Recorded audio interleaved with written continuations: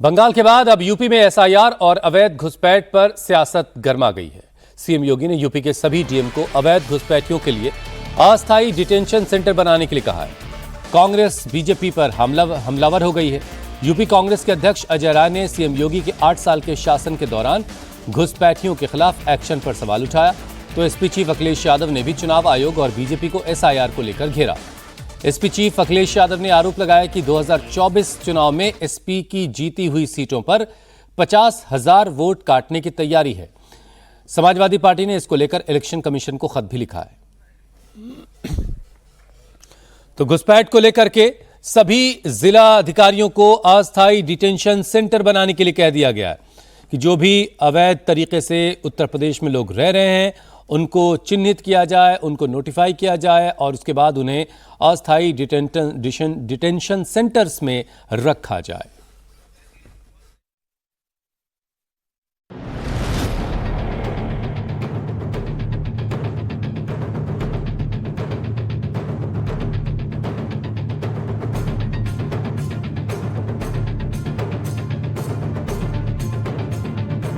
देश के 12 राज्यों में चल रहे एसआईआर यानी मतदाता सूची के विशेष गहन पुनरीक्षण को लेकर यूपी में सियासत गरमाई हुई है। एसआईआर प्रोसेस के साथ साथ यूपी में अवैध घुसपैठियों पर नकेल कसने के लिए योगी सरकार ने सख्त रुख अपनाया है। सीएम योगी ने प्रदेश के सभी जिला अधिकारियों को अवैध घुसपैठ पर तुरंत और सख्त एक्शन लेने का ऑर्डर जारी किया है। सीएम योगी ने कहा कि प्रदेश की कानून व्यवस्था, राष्ट्रीय सुरक्षा और सामाजिक समरसता सर्वोच्च प्राथमिकता है और किसी भी प्रकार की अवैध गतिविधि को बर्दाश्त नहीं किया जाएगा। योगी ने सभी जिला अधिकारियों को अपने क्षेत्र में रहने वाले अवैध घुसपैठियों की पहचान सुनिश्चित कर उनके खिलाफ नियम के मुताबिक एक्शन शुरू करने को कहा है। सीएम योगी ने घुसपैठियों के लिए अस्थायी डिटेंशन सेंटर बनाने की बात कही तो विपक्ष भड़क उठा। प्रदेश कांग्रेस अध्यक्ष अजय राय ने सीएम योगी के 8 साल के शासनकाल में घुसपैठियों पर एक्शन को लेकर सवाल खड़े किए, तो एसपी चीफ अखिलेश यादव ने पूरी एसआईआर प्रक्रिया पर ही सवाल खड़े कर दिए। अखिलेश ने आरोप लगाया कि 2024 में जिन विधानसभा सीटों पर समाजवादी पार्टी जीती थी, वहां करीब 50,000 वोट हटाने की तैयारी हो रही है।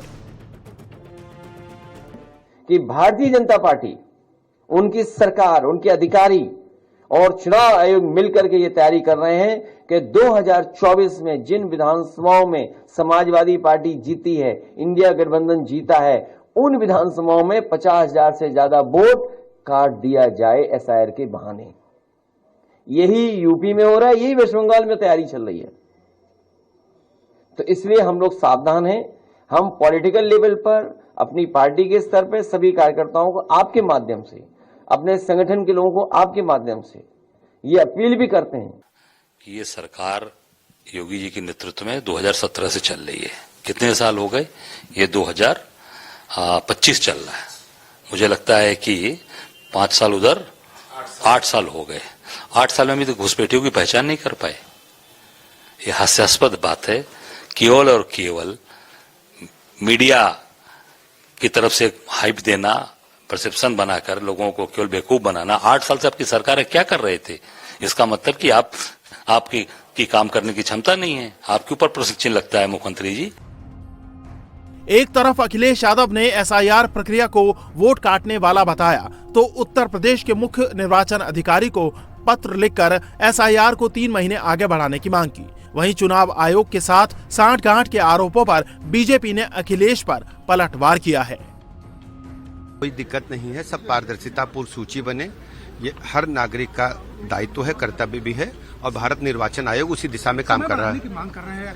ये निर्वाचन आयोग का मामला है। बिहार में एसआईआर जब प्रारंभ हुआ तो कांग्रेस पार्टी ने, राष्ट्रीय जनता दल ने वोट अधिकार यात्रा निकाली और समाज में एक संदेश देने का काम किया। लेकिन जब फाइनल ड्राफ्ट मतदाता सूची का प्रकाशित हुआ तो किसी भी राजनीतिक दल ने उस पर कोई आपत्ति नहीं की। ये केवल समाज में अनिश्चितता पैदा करके लोकतांत्रिक संस्थाओं के प्रति अविश्वास समाज में खड़ा करना चाहते हैं। और मैं निश्चित रूप से कह सकता हूँ कि एसआईआर एक विधिक प्रक्रिया है, संवैधानिक प्रक्रिया है और हमें इस प्रकार के, हमें से मतलब किसी भी राजनीतिक दल को इस प्रकार की बयानबाजी करने के बजाय जो संवैधानिक व्यवस्था है उसका पालन हमें करना चाहिए।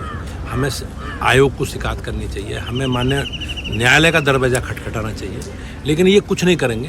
ये केवल समाज में अनिश्चितता का भाव पैदा करेंगे।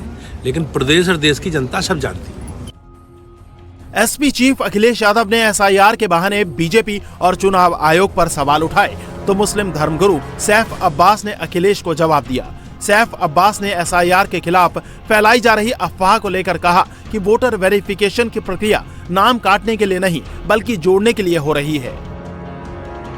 समझता हूं इससे किसी को दहशत में नहीं आना चाहिए, बल्कि मैं तो ये समझता हूं जो लोग कह रहे हैं कि वोट कटने के लिए काटने के लिए काम किया जा रहा है, बल्कि वोट काटने के लिए नहीं, वोटों को जोड़ने के लिए किया जा रहा है। अगर आप एक्टिव हैं और आप जो बीएलओ आपके यहाँ आ रहा है और आप एसआईआर का फॉर्म भर रहे हैं तो आपका वोट तो ऐड होएगा। मैं समझता हूं कि हमारे प्रदेश की जनता को चाहिए कि जो ये प्रक्रिया चल रही है, जिसकी अंतिम तिथि शायद 4 दिसंबर है, उससे पहले सब अपना एसआईआर का फॉर्म भर दें ताकि उनका वोटर लिस्ट में नाम आ जाए। विपक्ष के आरोपों और घुसपैठियों के खिलाफ यूपी सरकार के एक्शन के बीच चुनाव आयोग ने 12 राज्यों में चल रही एसआईआर की प्रक्रिया को लेकर अपडेट दिया है, जिसके मुताबिक एसआईआर फेज 2 में अब तक 99% यानी करीब 50 करोड़ 45 लाख फॉर्म बांटे जा चुके हैं, तो 43.45% यानी करीब 17 करोड़ फॉर्म का डिजिटाइजेशन पूरा हो चुका है। चुनाव आयोग के मुताबिक लक्षद्वीप, गोवा और राजस्थान एसआईआर में सबसे आगे हैं। उत्तर प्रदेश में भी एसआईआर की प्रक्रिया तेजी से जारी है। चुनाव आयोग का कहना है कि वो तय समय में वोटर वेरिफिकेशन का काम पूरा करना चाहता है।